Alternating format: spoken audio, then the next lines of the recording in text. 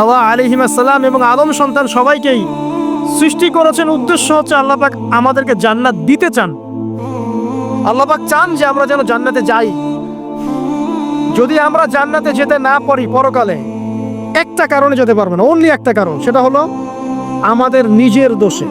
একটা কারণ, যারা জাহান্নামে যাবে মানুষ এবং জিনদের মধ্যে, নিঃসন্দেহে মহাবিশ্বে তারা ছাড়া জাহান্নামে যাওয়ার উপযুক্ত কেউ ছিল না।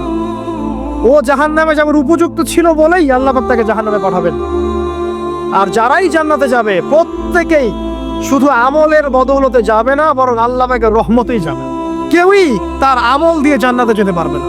নবী সাল্লাল্লাহু আলাইহি ওয়াসাল্লাম এমন ভাষ্য বলছেন, ইল্লা আনা, আমিও না, ইল্লা বিরহমাতিল্লাহ, আমিও নয়, তবে আল্লাহ পাকের দয়া আমাকে ঘিরে ধরবে।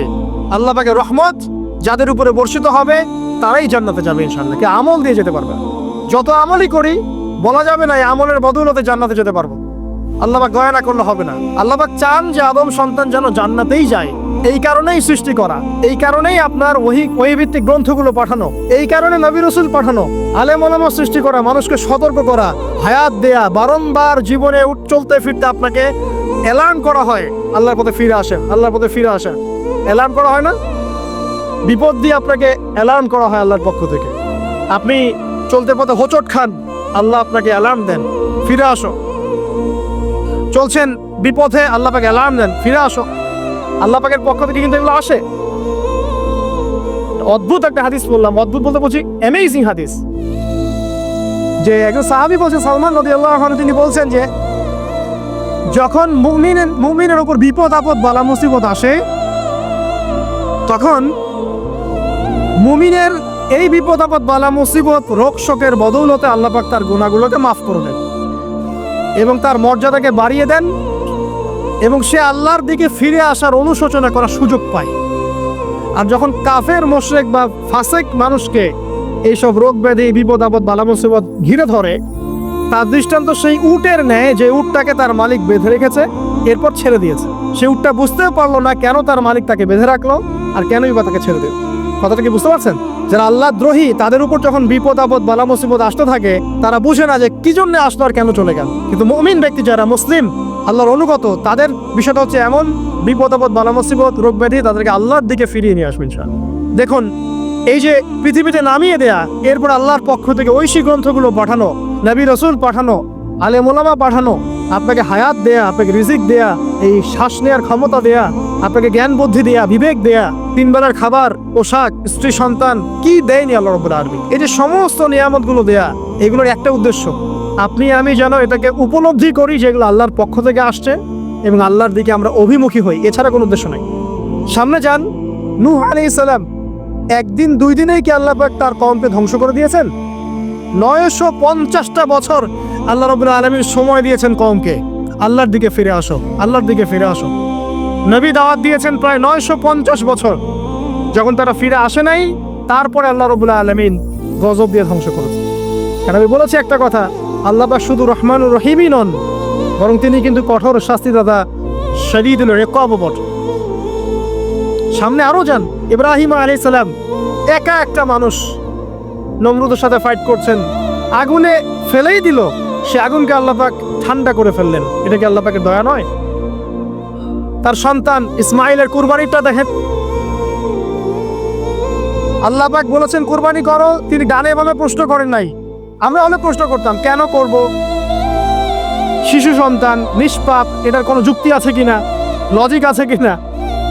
তিনি কোনো লজিক দেখতে যাননি, আল্লাহ পাক বলেছেন করেছে। আল্লাহ রাব্বুল আলামিন তার এই ঘটনাটাকে তো সম্মানিত করলেনই, কিয়ামত পর্যন্ত কিন্তু এই ঘটনা মানুষ স্মরণ করবে।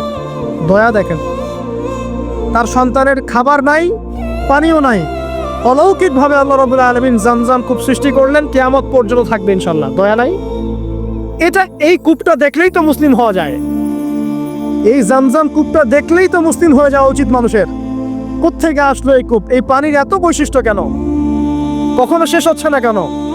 এটা নিয়ে ভাবলেই তো মুসলিম হওয়া যায়। হবে না, কারণ কি? আবা ওয়াস্তাকবার, উদ্ধত হয়েছে, অহংকার প্রদর্শন করছে।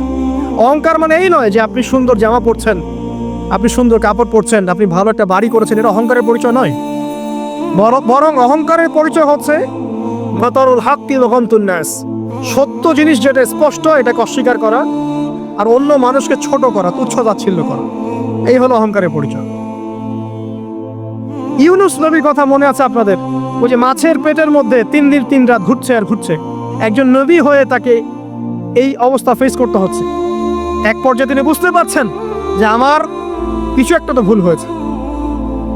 আল্লাহর কাছে হাত তুলে দোয়া করলেন, লা ইলাহা ইল্লা আনতা সুবহানাকা ইন্নী কুনতু মিনাজ জালিমিন। দোয়ার পড়ার সাথে সাথে আল্লাহ পাক বললেন, যাও মাছ তুমি রেখে চলে আসো। এটা কি দয়ার নিদর্শন নয়?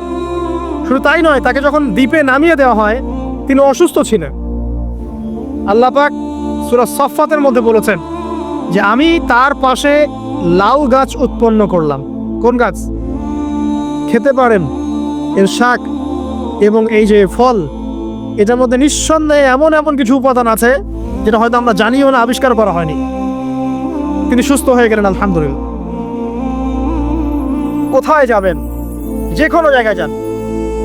নবী ঈসা আলাইহিস সালামকে চতুর্দিক থেকে আক্রমণ করছে ইহুদিরা। আল্লাহ রাব্বুল আলামিন তাকে এমন হেফাজত করলেন, তার কাছে তাকে উঠিয়ে নিলেন। এটা কি দয়ার পরিচয় নয়?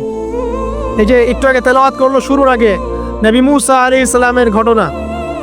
বনু ইসরাইল একটার পর একটা অবাধ্যতা করেই গেছে। আল্লাহ পাক তারপরেও তাদের কাছে নবী পাঠিয়েছেন, নবী মূসাকে পাঠিয়েছেন। ফেরাউনের মতো জালেম শাসকের হাত থেকে বনু ইসরাইলকে আল্লাহ পাক উদ্ধার করেছেন। এটা কি দয়ার পরিচয় নয়?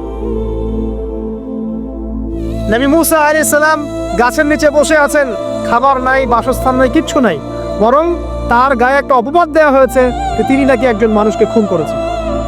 অথচ তার ইন্টেনশন সেটা ছিল না। তিনি একটা ঘুষি দিয়েছেন লড়াই থামানোর জন্য, ওই এক ঘুষিতেই সেই ব্যক্তি ডেড। এবার তিনি গাছের নিচে বসে দোয়া করছেন, রব্বি ইন্নী লিমা আনজালতা ইলাইয়া মিন খায়রিন ফাকির। আল্লাহ, আমি নিঃস্ব অসহায় হয়ে এখানে বসে আছি, তুমি আমার উপর তোমার যে রহমত পাঠাবে আমি তার ভিখারি হয়ে বসে আছি। দোয়া করার সাথে সাথেই ওই শুআয়ব আলাইহিস সালামের মেয়ে হেঁটে হেঁটে চলে আসলো। তিনি স্ত্রী পেলেন, তিনি শ্বশুর পেলেন, একজন নবী পরিবার পেলেন, বাসস্থান পেলেন, চাকরি পর্যন্ত পেলেন।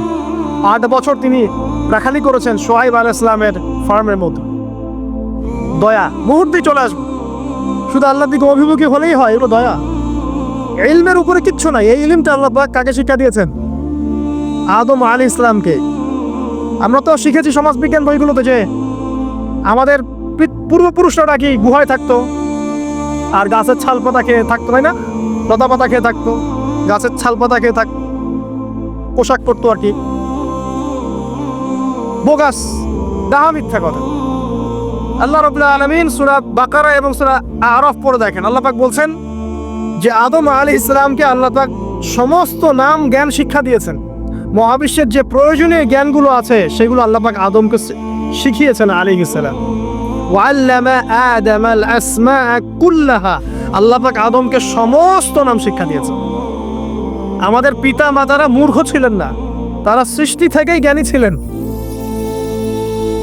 আদম আলাইহিস সালামের পারমাণবিক বোম বানানোর কোনো প্রয়োজন ছিল না। ছিল? বানান নাই। আপনার মধ্যে এই জ্ঞানটা আসছে কিভাবে? বাই ডিএনএ আপনি জ্ঞান পাচ্ছেন, কারণ আমরা আদম সন্তান। অনেক জ্ঞান আমাদের ভিতরেই আছে, এগুলো চর্চার মধ্য দিয়ে, গবেষণার মধ্য দিয়ে প্রস্ফুটিত হয় মাত্র। জ্ঞান ভিতরে আছে আমাদের। আমাদের পিতাকে জ্ঞানী করে পাঠানো হয়েছে। এই জ্ঞান শিক্ষা দেওয়াটা হচ্ছে আল্লাহ পাকের সবচেয়ে বড় দয়াগুলোর মধ্যে একটা। রহম করেছেন। শুধু তাই নয়, আদম আলাইহিস সালামকে এমন জ্ঞান শিক্ষা দিয়েছেন যে জ্ঞান ফেরেশতারা পর্যন্ত জানতো না। এটা কি দয়া নয়? এটা কি আদম সন্তানের প্রতি ভালোবাসা নয়? তারপরে সেজদা করিয়েছেন। মহাবিশ্বে অন্য কাউকে কি সেজদা করানো হয়েছে? কোরআনে কি এমন কোনো দলিল আছে যে আদম আলাইহিস সালাম ছাড়া অন্য কাউকে সব ফেরেশতারা সেজদা করেছেন? আছে? তাহলে এই যে সম্মান দেয় আল্লাহর পক্ষ থেকে, সম্মান কিসের ভিত্তিতে সম্মান? শারীরিক ক্ষমতার ভিত্তিতে? সম্মানটা কি কারণে? জ্ঞানের কারণে, ইলমের কারণে, জ্ঞানের কারণে সম্মান। এই সম্মান দেওয়াটা কি আল্লাহ পাকের রহমত এবং দয়ার নিদর্শন নয়? অতএব সম্মান পেতে হলে, আল্লাহর রহমত পেতে হলে সেই জ্ঞানের চর্চা আবার ফিরে আসতে হবে। আপনি যদি আজও সেই ওহির জ্ঞানের চর্চা করেন, আল্লাহ পাক এই পৃথিবীবাসীর বুকের মধ্যে আপনার জন্য সম্মান পয়দা করে দিবেন ইনশাআল্লাহ। দেখেন, ওই সেই জ্ঞানী যদি আপনি এখনো চর্চা করেন, আজও আপনি সম্মানিত হবেন ইনশাআল্লাহ। ব্যক্তি চর্চা করলে ব্যক্তি সম্মানিত হবে, একটা পরিবার চর্চা করলে ওই পরিবার সম্মানিত হবে, একটা সমাজ যদি চর্চা করে সেই ওহির জ্ঞান ওই সমাজ সম্মানিত হবে। একটা দেশে যদি আপনি ওই ওহিভিত্তিক জ্ঞান ছড়িয়ে দেন, পুরো দেশকে আল্লাহ পাক সম্মানিত করবে ইনশাআল্লাহ, পুরো জাতিকে সম্মানিত করবে ইনশাআল্লাহ। আরো সামনে যান, এই যে আদম এবং হাওয়া আলাইহিস সালাম গাছের কাছে চলে গেলেন, ফল খেয়ে ফেললেন, কারণ আমরা আদম সন্তান ভুল করি। আল্লাহ পাক কি সাথে সাথেই বহিষ্কার করে দিয়েছেন? না, আল্লাহ পাক তওবা করার জন্য কালিমা শিখিয়ে দিয়েছেন। সুবহানাল্লাহ, তাদের কালিমা জানা ছিল না। আল্লাহ পাক বলছেন ফাতালাক্কা আদম মির রাব্বিহি কালিমাত, আল্লাহ পাকের কাছ থেকে আদম আলাইহিস সালাম কিছু বাক্য শিখে নিলেন, যেই বাক্য দিয়ে ফাতাবা আলাইহি, সে আল্লাহর কাছে তওবা করবে।